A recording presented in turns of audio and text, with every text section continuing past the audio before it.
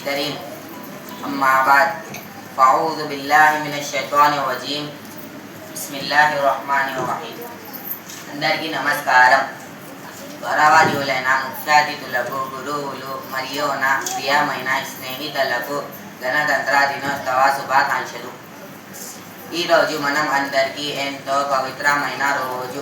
మన దేశానికి స్వతంత్రం వచ్చిన తర్వాత మన దేశానికి ఒక్క సాహసం, ఒక్క మార్గదర్శిని అయిన భారత రాజ్యాంగం అమలులోకి వచ్చిన రోజు. అందుకే ప్రతి సంవత్సరం జనవరి 26న మనం గణతంత్ర దినోత్సవ జరుపుకుంటున్నాము. రాజ్యాంగం ప్రాముఖ్యత. మన రాజ్యాంగం భారతదేశాన్ని సర్వభూమి స్వామ్యవత, లౌకిక, ప్రజాస్వామ్య, గణతంత్ర రాజ్యాంగం ప్రకటించింది. ఇది మనం అందరికీ సమాన హక్కులు, సేవిక అందిస్తుంది. దేశాల్లోని ప్రతి పౌరుడికి గౌరవాన్ని, సమాన అవకాశాలు. వాఖిరు దావానా అల్హమ్దులిల్లాహి రబ్బిల్ ఆలమీన్.